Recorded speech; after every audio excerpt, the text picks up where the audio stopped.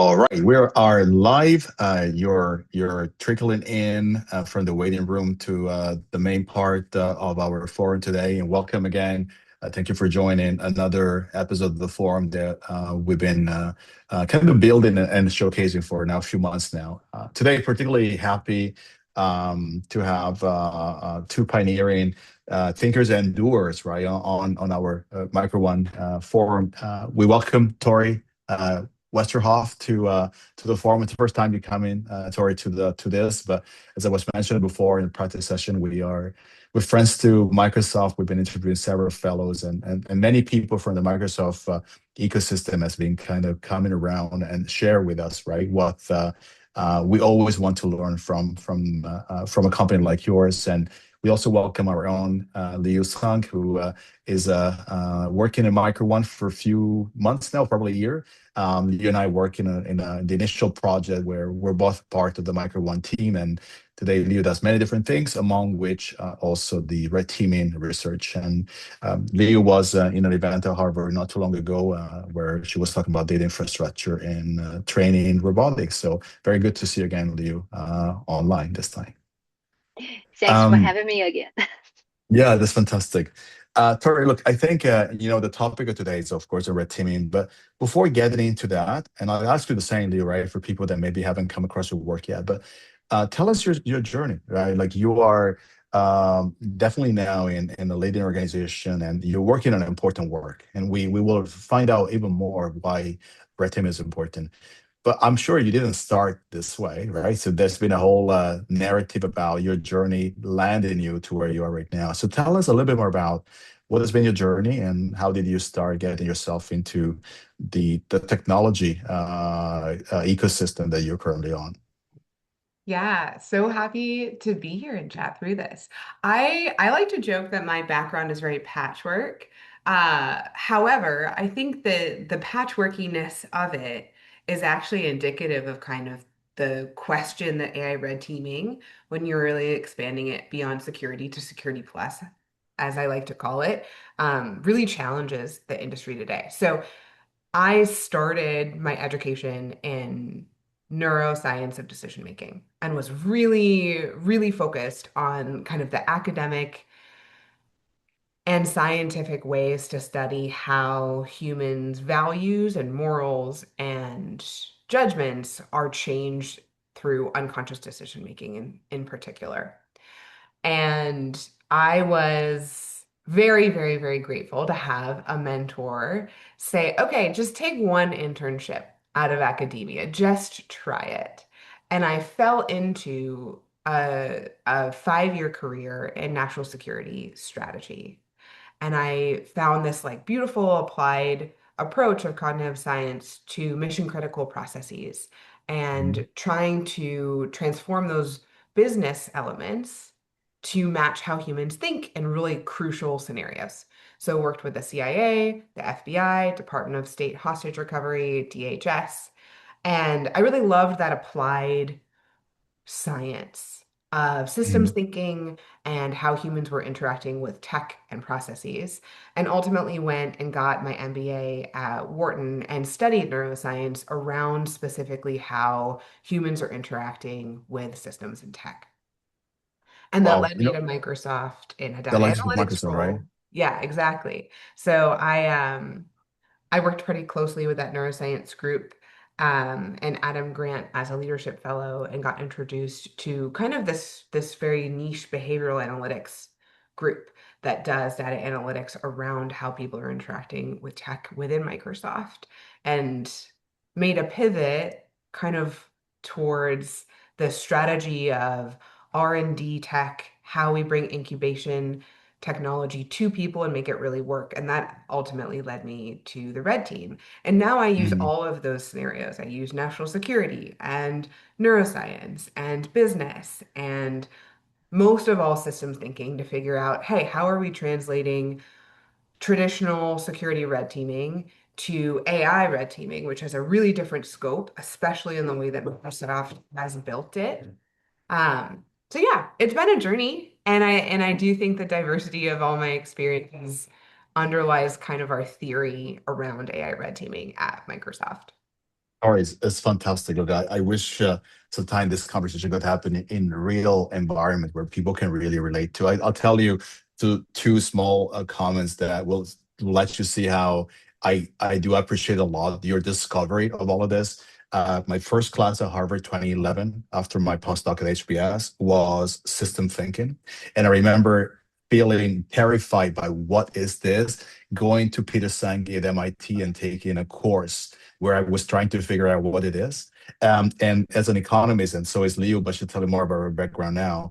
I remember not understanding behavior too much. And so Daniel Ariely from Duke, Dan Ariely, got me into behavioral economics because he said, you cannot be a real economist if you don't understand the behavioral side. And that happened quite recently, 2017, 2018. So I remember two specific discovery in my own training that really made me feel we need more interdisciplinarity. And I am happy that you work in this field where you can explore it.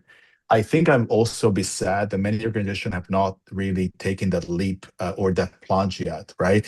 That's one of the reasons why many technology companies today are templates on how many other companies can work. So very happy to bring this up, and I cannot wait to learn on your own understanding of red teaming from a perspective of so many cross-function functional area, right, that you integrate in your training. So thank you very much for being here. Over to you, Leo. Look, Leo, we do share the same either blessing and curse. I don't know what it is, which is our training in economics. I can tell that I met you already more than once. You are just an incredible researcher. Just tell us your journey. Your journey is different from what maybe some economics graduates end up doing, but that's why I love for you to share your journey as well with us. And also, how did you start getting closer to red teaming as a concept? Yeah, I have to share more. As some like our audience may have known me from our previous series.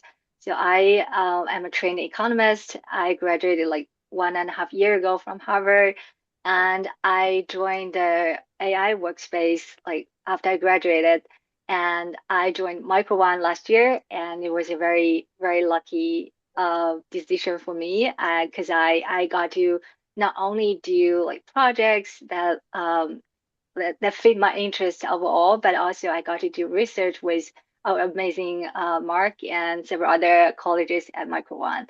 So we do research on economists, on the labor market of AI era, as well as like AI safety. Like the red teaming project was initiated by I think by Ava, and when she like pulled me in, and I feel in love in this domain.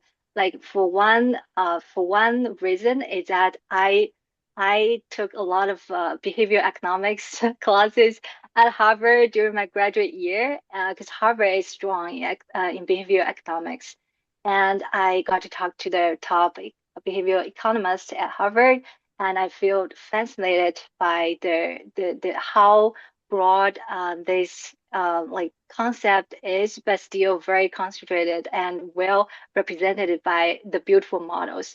So I feel in love, and I it is like part of my part-time like interest apart from my main interest in economist.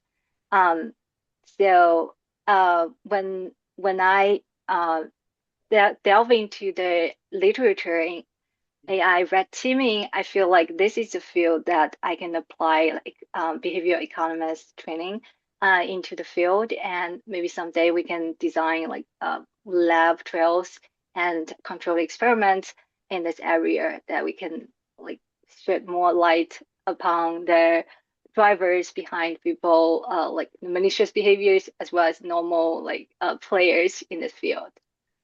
Yeah, look, it's fascinating. Look, I didn't know that side of you and behavioral economics. So I'm happy that we're discovering another area of interest and commonality that we have. And when I went to my economics training, behavioral economics was still kind of far, and many people were kind of twisting their nose every time that we were talking about that.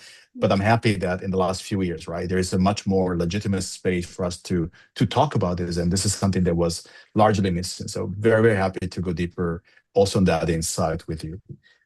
Tori, look, I'm going to start with you because I mean, your team does this incredibly fascinating work of sometimes equally making counterintuitive points about what really generate defense is understanding vulnerability differently than just from an engineering perspective, right? And so here is my question to you. Like, a lot of the conversation on red teaming these days goes into agentic systems. We do talk a lot about agents. So what are, like, in your view, right, some of the vulnerability that is surfacing in agentic AI that maybe we should help companies to think more about? And I'm asking you in the perspective of what you found out, right, with your team, because I think this is something that, look, it's a fascinating question where many people might not really have the answer for, right? So love to have your intake on this. Yeah, agentic red teaming, first of all, is fun. It's complex, Mhm, and we really like doing it. And that's great news for our team because I think that it's exploding. The element of that explosion, however, I think really needs to take on a bit of intentionality and really thinking through kind of classic security principles of data permissioning, how you're deploying agents on tenants, how they're representing information in systems that are really key. So the major thing that we always think about when we go to red team an agentic system, and I'll note that an agentic system, that actually means a lot of different things nowadays. But mhm, any agentic system that we're going to touch, we really care about how data protocols are being deployed and how we can abuse them, right? So offense is the best mhm, defense. My team basically works in proof of the pudding examples. Can we find out whether a system can be exploited to pull data to the wrong place, to exfiltrate mhm, for lateral movement? mhm, And because these agents are normally empowered with pretty useful actions for those types of things, it becomes really important that data stays where it should. So that is my mhm, first and foremost question. And mhm, that actually is kind of a more standard, to your point, like security architecture question that should feel familiar to a lot of people. Now, I am not a traditional security person, but I mhm, am an AI red teamer. And so the next questions around agents, I think, get into a little bit of the grit of the AI nature of this. So mhm, another element that I think is really important to take an intentional look at with agents is what models are doing what within your system and what those models have propensities and capabilities to do. Now, there's a mhm, pretty large trend to take the mhm, best SOTA models as frontier as you can get and put them behind everything with the assumption that you'll get better outputs. But with that higher capability, you end up having a really large threat landscape because those mhm, agents can theoretically do a lot more than you need them to. And that's actually very fun for an AI red team to go and play with because now you have this really capable model behind mhm, agents that may not have as structured data permissioning as maybe we want. And that's where you can get a lot of manipulation because the model is actually maybe too complex for the aim that you're trying to look at for. So we tend to play with that a ton at the margins of connectivity between agents within systems and different apps, potentially on a platform in the same tenant, but also known ways to manipulate these frontier models that could be uh, let's say obfuscated or opened up as a larger threat or risk territory because it's within an agent and human in the loop is intentionally pulled back. And mhm, that leads me to my third point around agents. mhm, The structure around human in the loop and the types of decisions that you need humans to sign off on ultimately becomes one of the biggest security methods you can have when building an agentic system. And mhm, obviously, the point of it is to reduce humans in the loop. That means that you have to think really, really carefully about which decisions humans are making and probably over-index on the security and safety ones because mhm. that's the space where we know these models can go awry. Because they're exceptional at doing really great actions, especially if you're loading them up with skills and functions and data. But we know that they're also quite vulnerable. Yeah. And so I think that's a big assumption that people should take when they're building these systems, that you should be over-indexing on human in the loop in security and safety, because that's where we see all of those vulnerabilities go forward. And Wow. with the behavioral econ, humans Yeah, isn't always the best security either. We're assuming humans are in their best state. So there's also that. wow. Tori, you make me think about, and you also make me feel, wow, that was a long time ago. So why do I remember so many things that happened in the past? It's because I'm not as young as I used to be. I remember probably over 10, 15 years ago, something like that, that one of my students was working as an ethical hacker for a bank. And I remember, what do you do? When she used to say, we are trying to jailbreak into a banking system, and that will create basically the countermeasure or the defenses mechanism, right? And I was thinking, back in the day, it was fundamentally just about trying to crack inside of a fortress. Well, today, I think the biggest vulnerability is the way we think, right? In many ways, to the point that you almost have license to operate across so many different dimensions that I guess you don't have just a perimeter or reference. You might have multiple coexisting at the same time. And this is something that I find, to be very honest, fascinating by the nature of what Liu said before, the ability to do experimentation as a practice that is appreciated rather than as, a nice to have, but it's somewhere else, far from the main decision room, right? And done by geeks rather than people who are basically part of the, I think, of the strategy development of an organization. So thank you so much, Tori. I really love the way you're also telling the story, right? And that connects a lot with many of us. Leo, I'm going to take you back to your basically paper, right? This kind of safety as educational alignment. And if I remember correctly from the paper, which we discussed once, right, already in the forum, right? You don't see models that are basically censoring or creating harsh censorships. You see model as instructors, if I understand this correctly, right?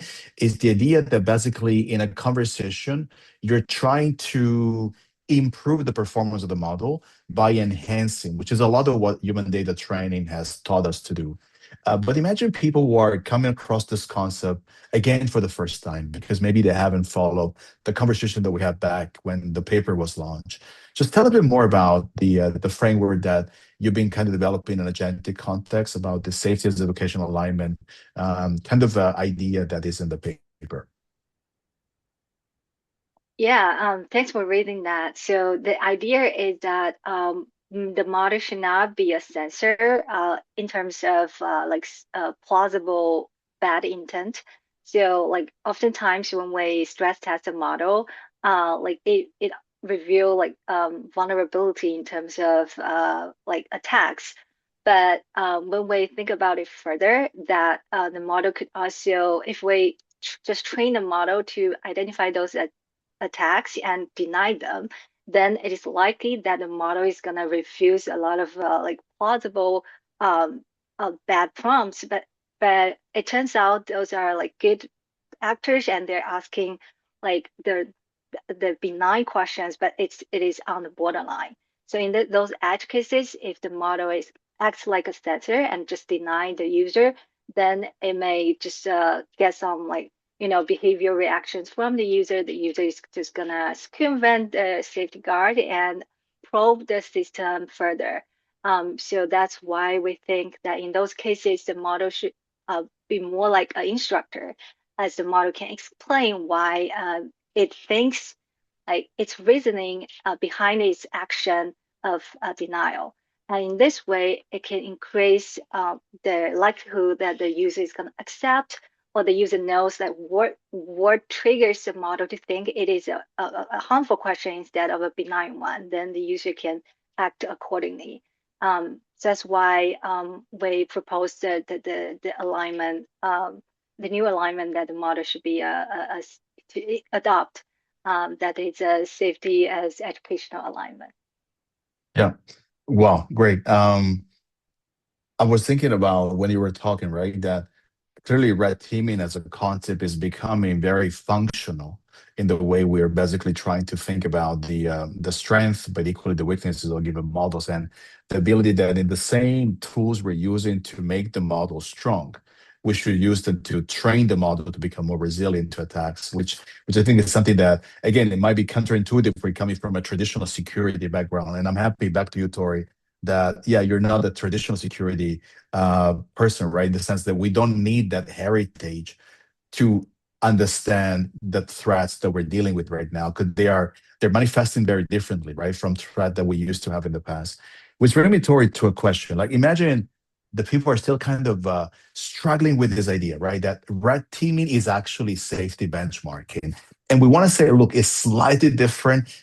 You can't assume that benchmark by themselves, they are a proxy for safety. And we might find out that maybe red teaming is able to surface challenges that benchmark can't surface. Look, this is an area where for many people might be the first time that they hear the differentiation, right? And look, I equally don't think that I have an informed answer to this very same question. That's where I always see this for me as the major gift of this forum is I learn from people that are working on this topic. So help me navigate this space, story, right? Where do you think red teaming differentiates itself from safety benchmarks? And what have you found out that by doing red teaming, we could have never really gotten, right? If we were doing traditional safety benchmarks.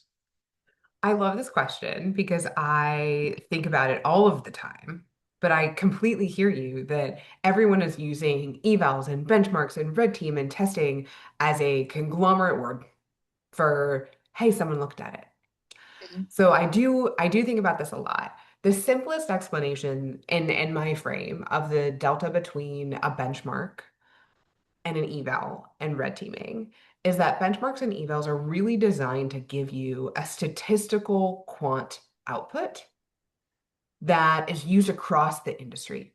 And I think that's incredibly helpful because you're able to get data around models and other functions within your own context that are shared and open. And everyone loves a number, right? So I really view them as statistical tools to help you ground your understanding of your AI system, your model, what have you. Super useful. The Mhm, way that I describe them is twofold. One, I view those as leading indicators. So I don't ever want a red teaming exercise to exist before mhm, evals and benchmarks are pulled through because you get so much rich data about the overarching generalized behavior. And these benchmarks are specific. So I don't mean to say that they are generalized benchmarks, but rather when you have a good suite of the best in class benchmarks that are in the industry, you learn a lot from running those. And it's pretty cheap to do so, right? mhm, Intellectually and also economically. The other way that I describe benchmarks, and that here's where the rub around AI red teaming exists, is mhm, that I think those encompass two standard deviations away from the mean in a bell curve. They're asking a lot of questions that have been asked before, and that's why you can get really good quant around it. My team lives completely in the edge case tails of that bell curve. And we mhm, are tasked really specifically, actually, to complement benchmarks and ask questions that are not currently being calculated. So that's mhm, literally the function of AI red teaming in my mind, and the way that we've designed it is that I really don't want my team answering questions that an eval and a statistic can answer for you. I want them pushing to new questions that haven't really come across our desks in a mhm, quantifiable, summarized way. So a few examples, and obviously mhm, AI evolves rapidly. So these are kind of out of play, right? mhm, But the one of the things that we really cared about and is now being pulled into benchmarks, which is where I want the industry to go, is that I would say maybe 2 years ago, our team really keyed in, especially as audio models got better, around the differences between multicultural interpretation of outputs and inputs for safety and security, and how to weaponize that as an attacker, and also how that can create harm in a benign scenario. So what that mhm, means is you can create innuendos, you can use characterized languages of different cultures and different languages. And because of the way the data is represented in training, that's a really asymmetrical attack surface. So if you're using a different language that's not English or doesn't have a ton mhm, of representation in that training data, you can really get through a more porous surface as an attacker. mhm, And we switched to this not just multilingual, but multicultural context, because the way that these data are pulled in include a lot of the cultural nuances of language and slang and the way that people are communicating day to day. That is now really part of the way that benchmark science is moving. We are seeing a ton of multilingual benchmarks that are trained on that same type of contextualized cultural data. But before, no one was really answering that question. It was super English focused, it was super Western culture focused. And that's a great example of my red team working on that for 6 to 9 months to figure out, hey, what's the real attack surface here? Why do we care about it? What does it look like? How are we informing our internal evals? And you see it in the industry evolve. And the whole point of the red team is that we're chasing those new ones. So you're starting to see opinions come from my lead, Jonathan Zunger, around, hey, does AI have cognitive harms? What does that look like? How are we using AI intentionally, which I've mentioned times? That's a space where we're not necessarily seeing benchmarks, but we do really want to ask the question. So that's how I see it. And I also will say there's like a hacker excellence in AI red Yeah. teaming that moves through AI systems and models in a different way that's more flexible than a benchmark that uses a lot of the attack or adversarial techniques that are already out there. So the whole point is that we're inventing new ones and we're pushing it to Wow. industry and open sourcing it. We have an open source Wow. framework tool. Well, So that's my well, Tori, perspective. look at it's just fascinating. You know, it reminds me of the conversation we used to have back in the days about why is organized crime sometimes so successful, and the answer is because they're very innovative, right?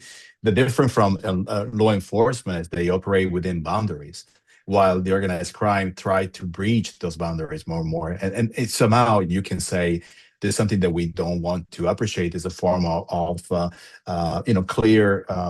Clear commitment against that kind of behavior. But when you kind of removing the moral assessment, you do recognize that this lateral thinking is actually really uh, determined by the ability of expand the boundary of a system that is trying to be reinforced, right? And so I appreciate the fact of what you basically are pushing your teams to think, and where somehow it's an unnecessary effort because we might have evaluation that already generate a pretty good foundation, right, for us to understand a social phenomenon.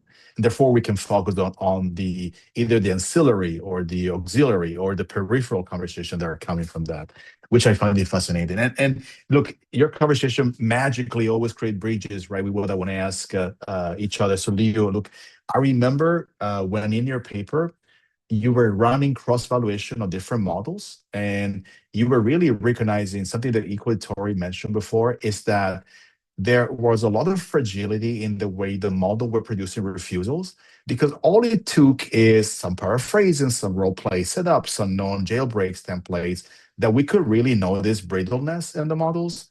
So tell us more about what you found out from that work, and you don't need to give us any particular names of the model you tested, although whatever is public has been published, right? And that people can definitely refer back to the paper. But give me a sense about what was that understanding when you were working on the basically what is in this case a cross-model evaluation framework, right? Right. Yeah.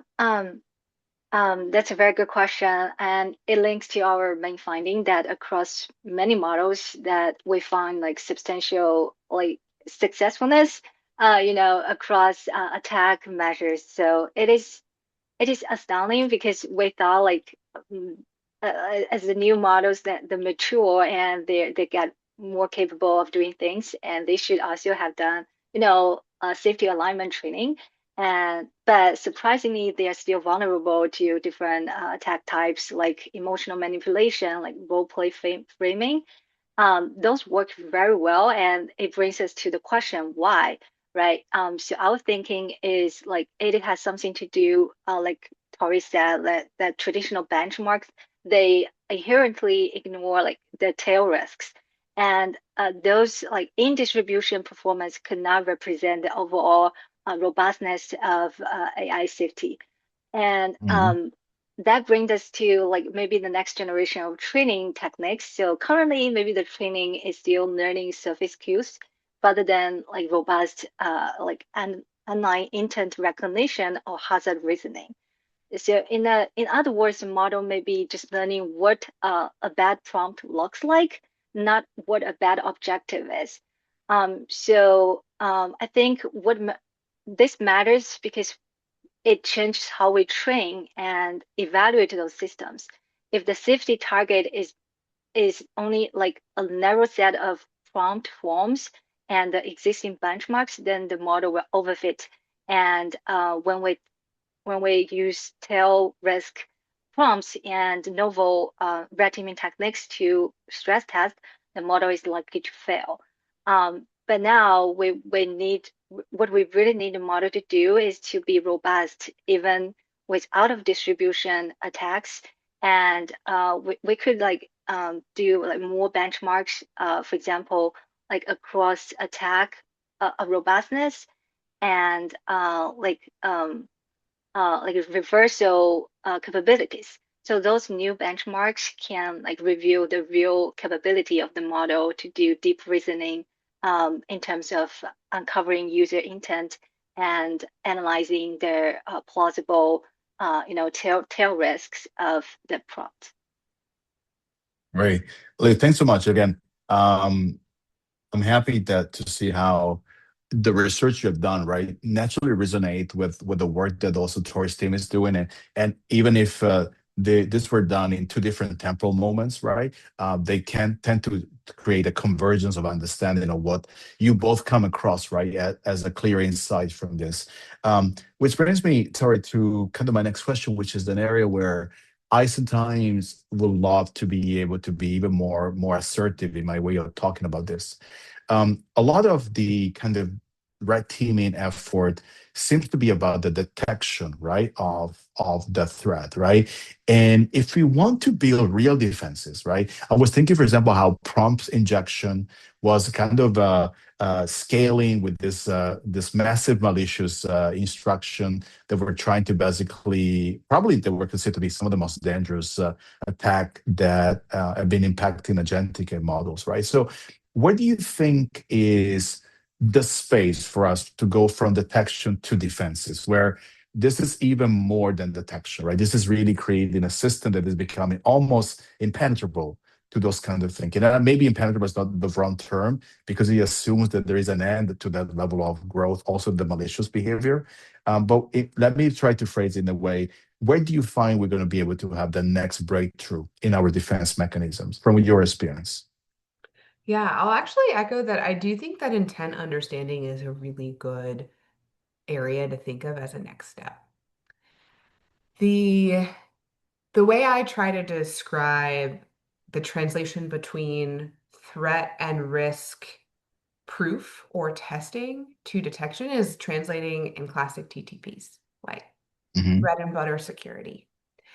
With AI, that obviously does change slightly because inherently it's not as reliable, it's not deterministic.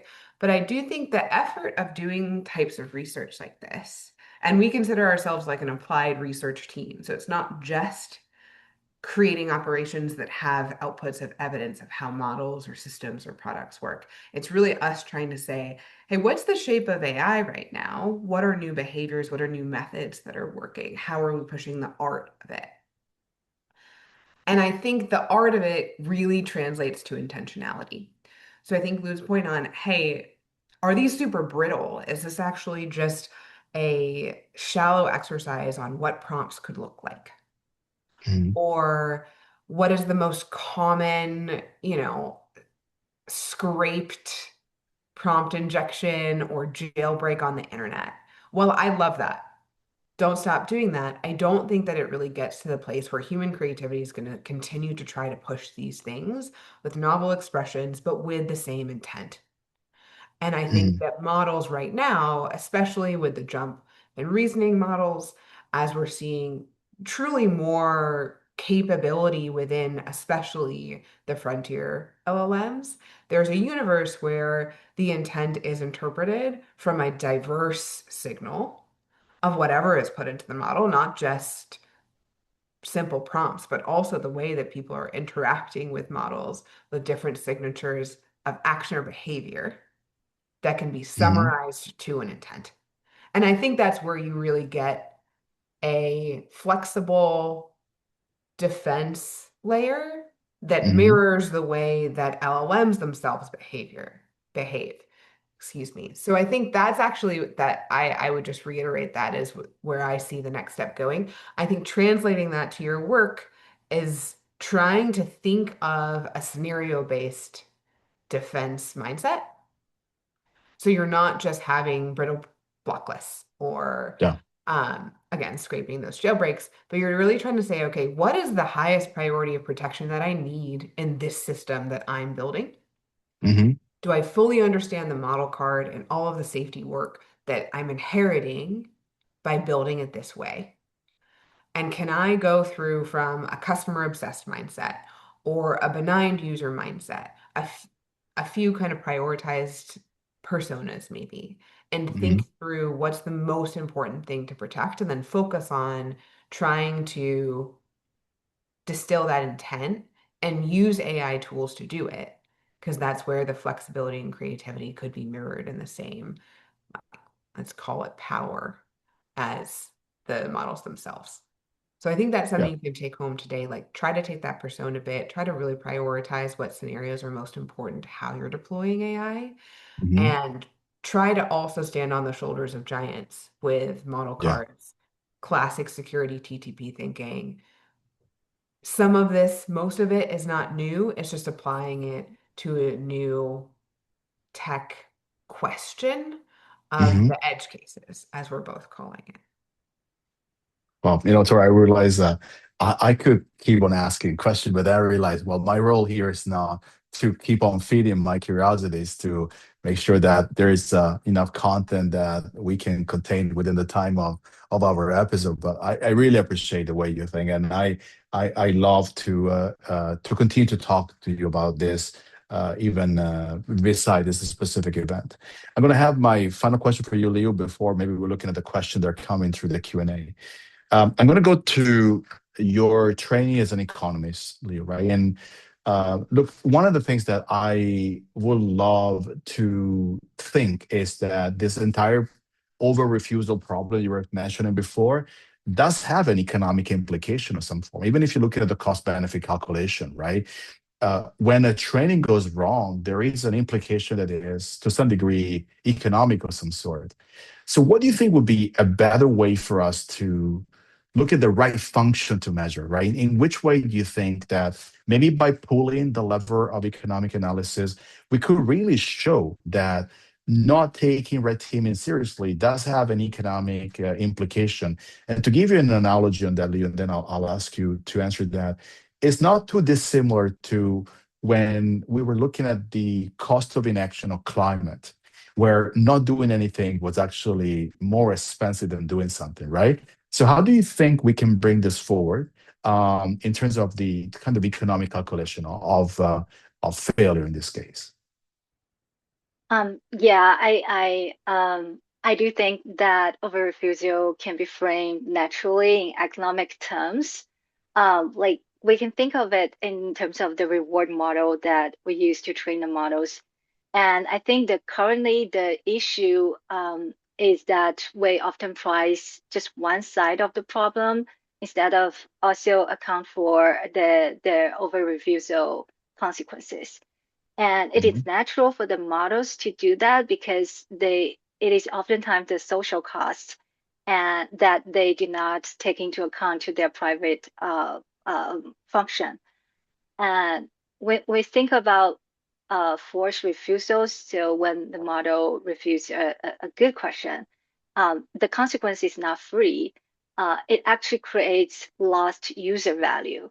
Like they wasted the time on this, it potentially like reduce user trust to the platform, and sometimes it pushes people to like worse information resources. So this would not be captured by the traditional reward models we have right now. Refusing those cases uh, in the current reward model looks like the safest option, even though it is socially inefficient. So I think that the question is not anymore just is there any risk? And the question now is that given the uncertainty about the user's intent, what action would produce the best expected outcome? Is it just answering? Is it clarifying? Or is refusing? So once we think about it that way, the target becomes much more balanced, and we can have a better action space from the model. So I think the better objective function would weigh user value against their social harm, while also accounting for trust and circumvention effects. So under that objective, it is more balanced, and then we can envision that explanatory refusals would dominate blatant refusals, because they would preserve the safety benefit while still maintaining higher trust and keep the user engaged in a legitimate path.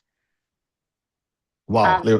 fascinating. Yeah. Look, I think there's actually in the Q&A there is probably a follow-up question from Angela Wilson that probably I'll ask you. And so if that's okay with you, Tori, and I'll try to kind of address the question from the Q&A before we wrap up. And I know we have 5 minutes or so to do that. So there's a question from Gabby. Tori, I'd like to ask you, and I'll actually ask the very first part of her question, which is, well, how do you decide which human decision to test? And I'm asking, imagine you're working with your team comes up and say, Tori, we'd like to test this, right? What determines your yes or no based on that? Like, or yes or no is not right binary question, but what determines a priority for you? How do you determine that, yes, we should test this based on what level of either analysis, hunch, benchmark, industry reports? What is that defines the prioritization of what kind of human decision you want to test to support your red teaming exercise? The answer differs on the type of surface we're attacking, to be quite honest. So if we are red teaming a frontier model or a new special purpose model, I really do care about evals and the data that comes from that preliminary statistical analysis. What I'm looking for in there is different signals of things that I've mentioned before, like reasoning capability. We call these tracked capabilities in Microsoft OAI, as it talks about it as their preparedness, but there are some frontier harms around true catastrophic outcomes from models that we care a ton about investigating. And I care a lot about the benchmarks that go into that decision. So that's just like a blanket. I really want to see the stats data before I take my very specialized resource and pull them towards pulling a thread. The product and system questions, I think, go back to something I mentioned around being really customer obsessed and understanding how those systems or products are going to be used and how they could create harm in those scenarios. So that's actually having a little bit of like a technologist hat and Yeah. saying, okay, how could this be maligned? Or how could someone accidentally misuse this to a place where they could be harmed from it? And so instead of saying, hey, this is a model and I'm just going to do benchmarks and evals, of course, evals on systems and products are really meaningful to my team as well. But there's a different strategy conversation about a test plan for a product or system, because we're actually asking, how is that model applied?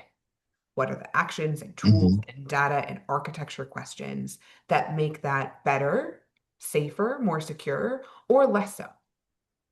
So those are like the founding questions. Sorry, can I ask you a Yeah. follow-up on what you said now and also what you said before? Because it happened to be in a question that came before I go to Liu, right? When you were talking about what you're testing, you were talking about language, but also culture, right? And one of the questions that came is like, is there a reason why non-English languages they come across as more harmful, or is it just the lack of training of the model to detect the threat? So, what is the role of language in defining that threat? Because I would imagine that this is a connotation of human behavior, right? That is captured by the linguistic structure, or is that assumption correct? Or just tell me a bit more about that. Yeah, the baseline answer is that it's representation and training data and Hmm. how people speak or how images, this is multimodal. Truly, this is not just Hmm. language, but it's how humans have represented data in a way that's accessible that can be part of the training data of these models. Mm. This is super important in frontier models, right? So if you have an asymmetric amount of data on English versus Mhm. French versus pick any language that folks are using across the globe, you're going to have a different reaction within the model they have. It's less Mm. information to reason over. It Yeah. also means that cultural signals in that representative data might have outsized effect. Mm. And as models Mm. are trained to respond in kind, and this Hmm. with different modalities, so it's not just with different Hmm. languages, but Lou also mentioned earlier, like the emotional timbre of inputs and outputs. That's Yeah. part of the data as well. When you're thinking about all these different vectors of information that now are being pulled into models or systems or products, the amount of data that exists in training that pertains to that vector inherently will change the attack surface, and it allows us to Mm. manipulate it in different ways. And if you have a ton of training data on English, for example, we're going to attack Hmm. that in a different way than a The language or different a language. number or an audio input that doesn't have as much representation. Yeah, which I imagine, Tori, that goes in terms of also social fabric, right? Demographics, right? Vulnerable groups or or underrepresented groups. So the entire narrative about the sample that we learn from statistics now has to be taken into more account because of the expression of connotation that come with their expression of demands of any kind of prompts that are culturally infused. So Yeah. this is, to be honest, it makes me feel that we are really at the very beginning, right, of this big learning curve that is still ahead of us. So thank you for this. I'm happy we're able to merge a couple of questions together. And look, with respect to time, Leo, I'm going to ask you this as my kind of wrap-up question. So Angela is asking a question. Often we talk about building safer behavior in the context of the safety of the models. But when we're optimizing that, right, when we are having a safer system, is it safer for whom? Is it safer for the developer? Are we defining safer for the users or the vulnerable users? Are we defining safer within a specific enterprise context? So imagine this as really a question that people say, well, is safer according to which perspective? What would you say from the work you have done, Leo? Wow, that's a good question. And while we work with experts, like domain experts on like defining safety, and this question oftentimes came a lot because like sometimes they confuse it to just safety for the user. But many times the model response could have negative implications to the broader society or to some specific vulnerable group. And if we just measure safety for the user, then these consequences could be ignored. So in Hmm. our view, that the safety is a more broader concept. It's like the social like welfare function that we should take into account the user's safety and the possible like negative consequences to other groups of people, as well as safety for the developer, the platform. So in sometimes like we can see like user trying to do something harmful or illegally, and the platform should refuse because it poses like real risk to the developer that they facilitate in this malicious behavior. So I think Hmm. it is manifold, like a lot of different stakeholders are present in the safety function and measures as overall safety measure. Great. Liu and Tori, look, we are at time, and I know the more questions coming, and I apologize if I cannot address them all. For those who are part of the micro1 expert, you can always use the Slack channel to keep on engaging even afterwards. And the people that are coming are people that are always willing to engage. And Tori was very kind in sharing this on LinkedIn, and Tori will keep on doing this also when I'm going to write a short article about what I learned, and we're going to put the YouTube. But this is just like the kind of the operational side that follows from this.